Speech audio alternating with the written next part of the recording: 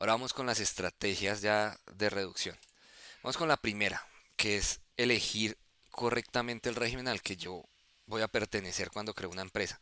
Esta para mí es la más importante porque al final cambia totalmente la tributación dentro de un régimen y el otro. Hay varios, porque no solo están estos dos, hay unos regímenes especiales, por ejemplo, las fundaciones y demás, pero por ahora vamos a hablar de sociedades privadas con ánimo de lucro y pues que se están dividiendo entre estos dos regímenes, ¿no? Entonces, uno es el régimen ordinario y el otro el régimen simple de tributación, ¿cierto? ¿Cuáles son las diferencias? Entonces, lo primero es un poquito el procedimiento tributario, o sea, la cantidad de cosas que a mí me toca hacer en cada régimen. Aquí hay un poco un resumen de las cosas que tocaría hacer en el régimen simple y de las cosas que tocaría hacer en el régimen ordinario. Entonces, en el régimen simple, máximo tengo que hacer 12 retenciones en la fuente por IVA, porque en el régimen simple yo como comprador la única retención que aplico en caso tal es por IVA y también por salarios, aunque pues esta en los emprendedores no suele ser muy frecuente porque cuando uno empieza a retener en salarios es cuando hay salarios de más de 7 8 millones de pesos y bueno, ya son topes que por lo general al principio cuando uno está empezando no alcanza a pagar, pero pues igual podría ser otra. Pero entonces, si uno no compró nada con IVA a alguien más del régimen simple, que es la única forma en la que alguien del régimen simple retenga, pues no tendría ni siquiera que hacer esa retención. Y en todo caso, así le toca hacer las mismas 12 retenciones en la fuente que el régimen ordinario, son más fáciles, mucho más fáciles porque yo solamente tengo que retener IVA. En el caso del régimen ordinario, yo tengo que retener por renta y por IVA, que como hablábamos ahorita antes, la retención en la fuente es un anticipo, ¿no? Entonces, cuando yo le compro a alguien, no le pago completo, le pago de 100 pesos, por poner un ejemplo, 95, y los otros 5 pesos yo se los retengo y se los paso a la DIAN, ¿sí? Básicamente ese es el tema. Entonces, por ejemplo, en el tema de las retenciones en la fuente hay muchas tarifas, depende si es una compra general, es un porcentaje, si es una compra de cuestiones informáticas o en la nube es otro porcentaje, si son honorarios es otro porcentaje y hay una tabla pues de hecho un poquito extensa en la que está cada una de las tarifas, por lo que lo vuelve un poco más complejo. Entonces, una de las ventajas del régimen simple es que como su nombre lo dice, intenta simplificar las cosas versus el régimen ordinario que tiene como muchas más gabelas y muchas más cositas que ver. En términos de la retención de las fuentes, entonces estarían en las mismas en teoría. 12 tienen que presentar el régimen simple, 12 el régimen ordinario. Ahora, los anticipos bimestrales va a tener que presentar 6 anticipos bimestrales del régimen simple y pues para verlo en contraprestación, el régimen ordinario va a tener que presentar 6 declaraciones de IVA, pueden ser 3 dependiendo del contribuyente y fijo si tiene que presentar impuesto al consumo, si serían 6 declaraciones del impuesto al consumo. Entonces, ¿qué son los anticipos bimestrales? Los anticipos bimestrales es una declaración del régimen simple en donde unifican el IVA, el impuesto al consumo y la renta, que en el régimen simple no se llama renta, sino se llama impuesto simple, ¿cierto? Que es un impuesto distinto, es decir, cuando uno hace parte del régimen simple uno no paga renta, uno paga impuesto simple. Pero pues para mí hace el símil, digámoslo que con la renta, ¿cierto? Pero entonces agrupa en una sola declaración los tres impuestos, mientras que en el régimen ordinario a mí me toca declarar esas tres cosas por separado. Entonces, como vemos, también tendría que presentarse declaraciones de retenciones de ICA, porque esas son unas declaraciones que se presentan aparte, porque el ICA es del municipio, entonces no se la presenta a la DIAN, sino al municipio.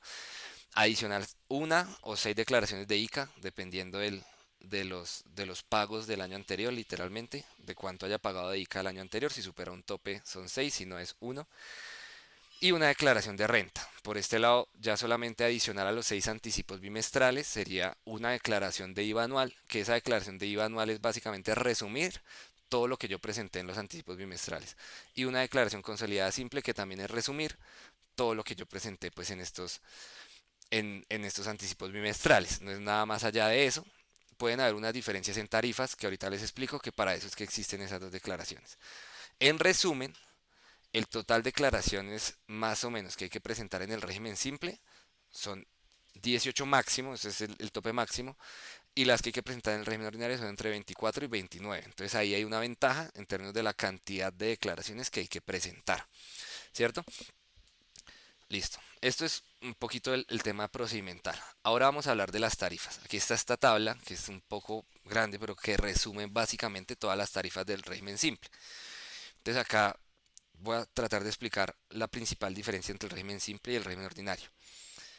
En el régimen simple, yo pago impuestos sobre mi ingreso bruto, ¿cierto? Entonces, yo me gané 10 pesos, no me gané, perdón, facturé 10 pesos, dependiendo en el rango en el que se encuentren estos 10 pesos, ¿cierto? Yo pago un porcentaje. Entonces, ¿cómo funciona el régimen simple? Hay unos grupos. Entonces, lo primero que yo tengo que hacer es saber qué hago, cuál es mi actividad. Entonces, dependiendo de la actividad que yo haga, yo me clasifico en un grupo. Entonces, el grupo uno son las tiendas pequeñas, mini mercados, eh, peluquerías y demás. Entonces, si yo estoy ahí, pues grupo uno. Grupo 2 básicamente es todo lo que no está en los otros grupos. Es más fácil resumirlo así. Grupo 3 es las personas que expenden comidas, es decir, restaurantes, bares y demás, comidas y bebidas, y también las actividades de transporte. El grupo 3 SIC son los que prestan servicios profesionales, ¿cierto? Entonces, servicios de consultoría, servicios en los que prima el factor intelectual del, eh, sí, así lo define literalmente el estatuto. Son servicios en los que prima el factor intelectual sobre el material, ¿cierto? Entonces, básicamente, aquí se clasifican todas las labores en las que requiere, por ejemplo, alguien ser profesional para ejercerlas, entonces todos los despachos de abogados, de contadores, bueno, de cualquier tipo de consultor, ¿cierto? Y demás. Y por último tenemos este grupo que es de reciclaje, recuperación de materiales y recolección de desechos, que está solito porque pues es el que tiene la tarifa más favorable. Entonces, aquí hay unos topes que es de 0 a 6.000, de 6.000 a 15.000, esto están VTs, ¿cierto? 100.000 VTs es el tope máximo, ¿cierto? Más o menos 100.000 VTs ahorita. La VT está como en 49.000 y pégale, no me acuerdo el valor exacto en este momento. Entonces son casi 5.000 millones de pesos. ¿Eso qué quiere decir? Cuando yo llego a los 5.000 millones de pesos en venta, yo ya no puedo hacer parte del régimen simple. Ahí ya a mí me toca hacer parte sí o sí del régimen ordinario y ya no puedo ser parte del régimen simple. Es el tope máximo para estar en el régimen simple. Pero entonces, ¿yo cómo puedo aprovechar eso? ¿Cierto? Eh, Aquí estaban todas las tarifas, como lo veíamos, depende de la actividad y del rango en el que se encuentran los ingresos. Entonces esto es un poco progresivo, ¿cierto?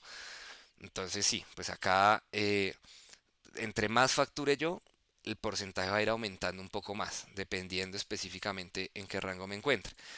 Y en el régimen ordinario, para las empresas, la tarifa es estática, es el 35%, ¿cierto?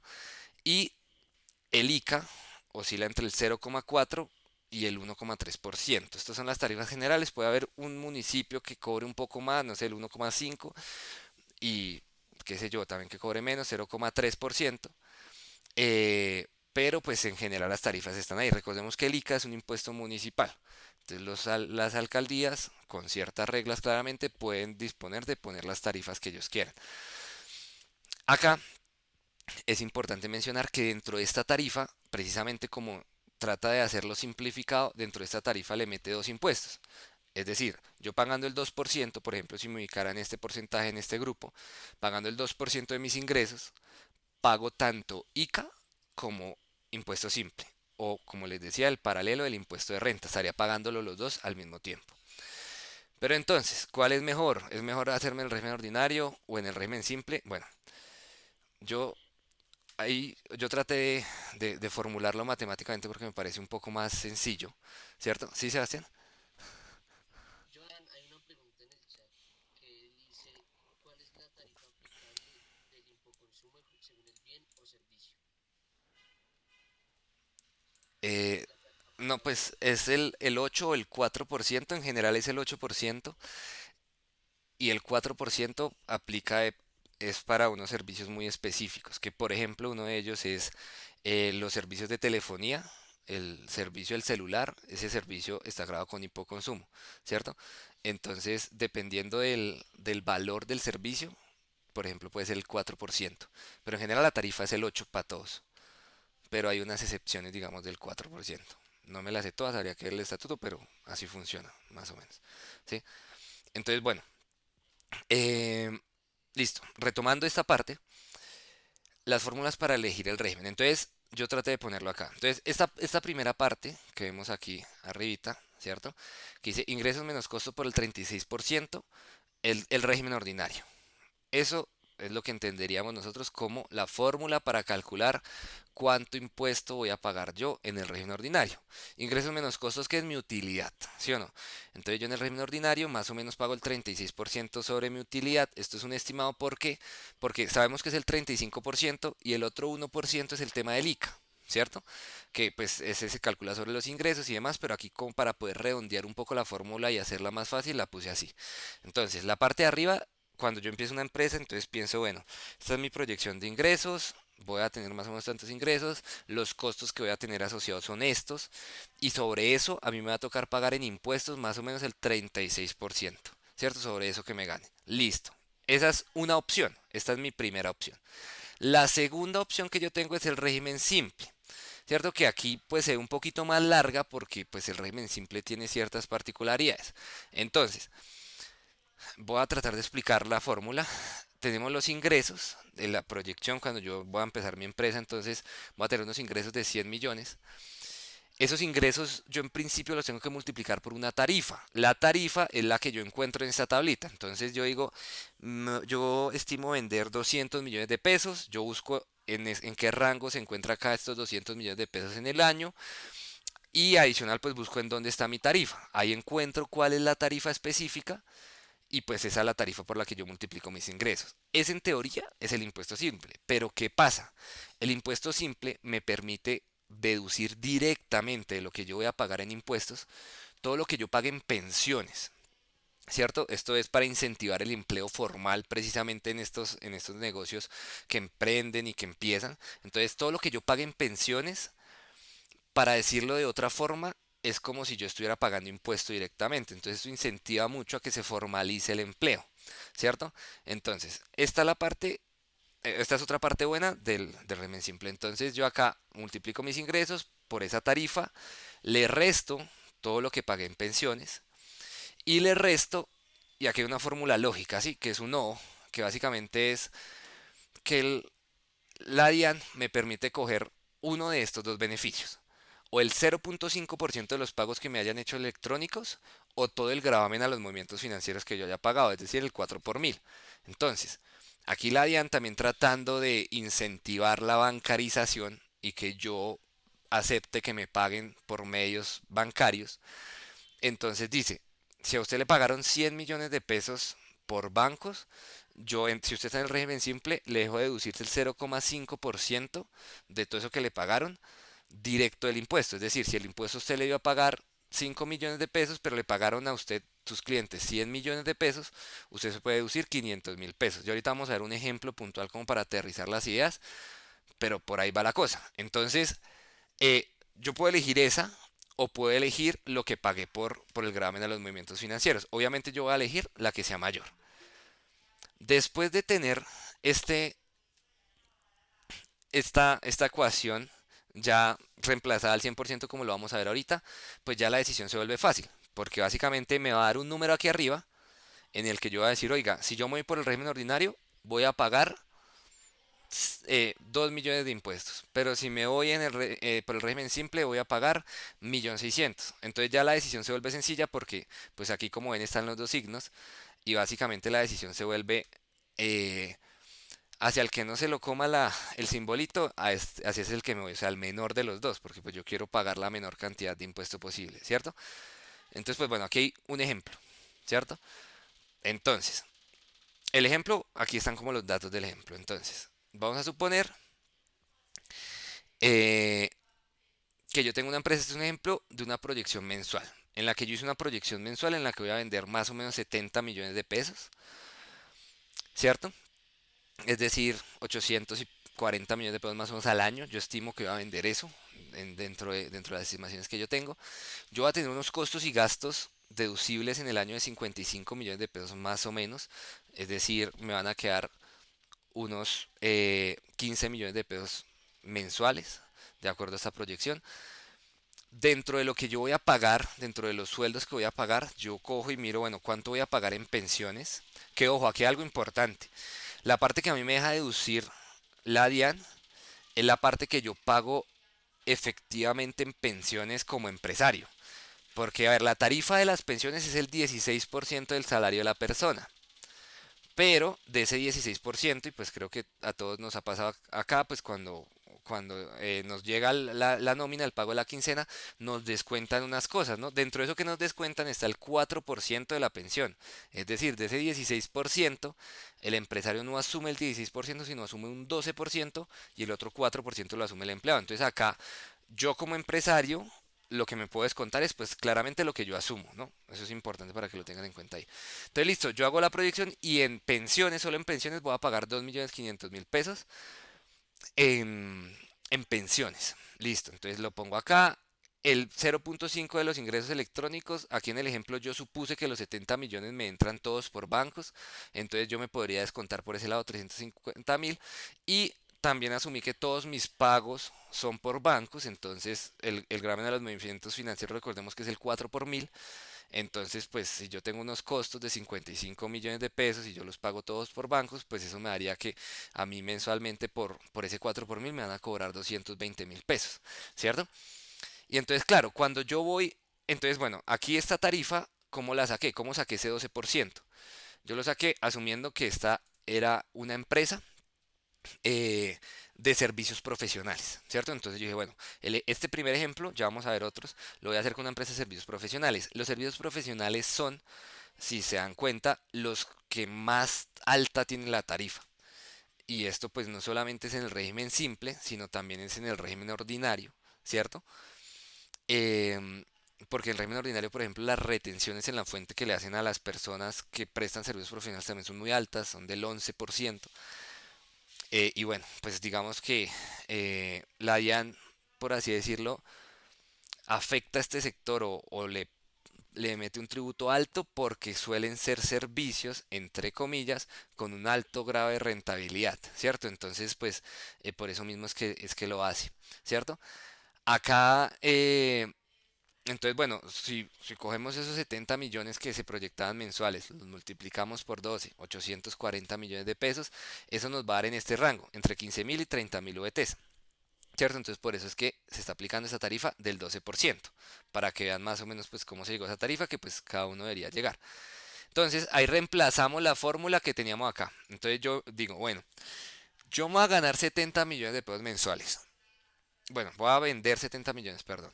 Mis costos van a ser 55. Eso por el 36%. Por medio del régimen ordinario voy a pagar 5.400.000 pesos de impuesto. Por medio del régimen simple voy a pagar 5.550.000. Entonces, en este caso específico, por ejemplo, la decisión es por el régimen ordinario, ¿cierto? Esto pues va a depender mucho, porque vemos que igual el valor está muy cercano. Yo puede que diga no, yo igual prefiero quedarme en el régimen simple, así pague un poquitico más, porque pues no me toca hacer retenciones, hago en los anticipos bimestrales las declaraciones todas consolidadas en una sola y no la hago en varios, entonces también hay otros factores que pueden influir. Aquí hay un Excel eh, para que de pronto veamos en los que están los ejemplos. Entonces, bueno, vamos a verlos por acá. Aquí están pues, sí, un poquito los ejemplos. Entonces, este es el ejemplo que acabamos de ver, ¿no? Impuesto simple tanto y acá tanto. Aquí, por ejemplo, hay uno de una tienda pequeña del grupo uno que puede ser un mini mercado, una peluquería, que estos tienen un beneficio específico, este grupo uno específico, y es que los que hagan parte de este grupo uno y sean parte del régimen simple no tienen que facturar IVA, así su servicio esté grabado con IVA, ¿cierto? Por ejemplo, dentro de los mini mercados.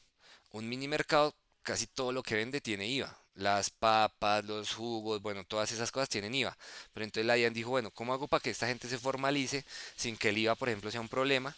Entonces, pues básicamente dijo, todas las que estén en el grupo uno, tiendas pequeñas, mini mercados y peluquerías, no van a facturar IVA.